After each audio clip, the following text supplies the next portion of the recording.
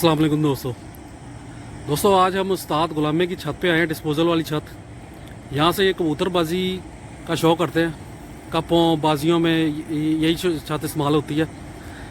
तो आए ज़रा उनसे मुलाकात करवाते हैं। अस्सलाम वालेकुम उस्ताद जी। उस्ताद जी ज़रा मुतारफ़ कराएं ज़रा अपने पूरे ग्रुप का। ये जी मेरे बड़े भाई हैं नवीन भट्टी साहब, ठीक है। और इरफान साहब हैं। उस्ताद इरफान समुंदरी साहब। हाँ जी, और वो लाला विलियम साहब हैं। लाला विलियम साहब। ये दो नौजवान साहब हैं जी। ठीक हो गया।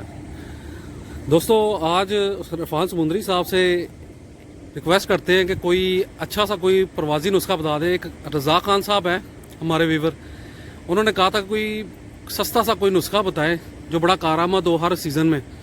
तो मतलब उन्होंने ये कहा था कि मेरे इतना बजट नहीं है कि मैं जो ना कोई दवाई शवाई या मेडिसिन उनके इलाके में मिलती नहीं है। तो ये रज़ा खान साहब, ये आपके लिए वीडियो है। तो जी उस्ताद जी। बिस्मिल्लाह, अस्सलाम वालेकुम। आपको प्रवासी नुस्खा जो मैं बताता हूँ वो नहायत ही सस्ता और मुनासिब कीमत में आपको बाजार से मिल जाएगा।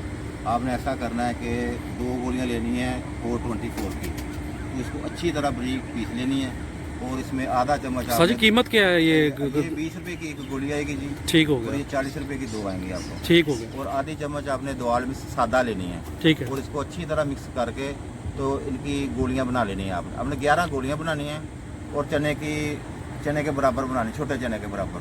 ठीक जो है। आपका कबूतर तो चनी होती है बिल्कुल बारीक सी, बारीक बिल्कुल काली मिर्च से थोड़ी सी बड़ी। जी, बिल्कुल ऐसी है। और इसको जो आपका 10 बजे कबूतर बैठता है उसको आपने 1 गोली लगा देनी है रात को 11 बजे। ठीक है। रात को 11 सादे पानी से या दूध के साथ? आप दूध के साथ दे दें तो ज़्यादा बेहतर है।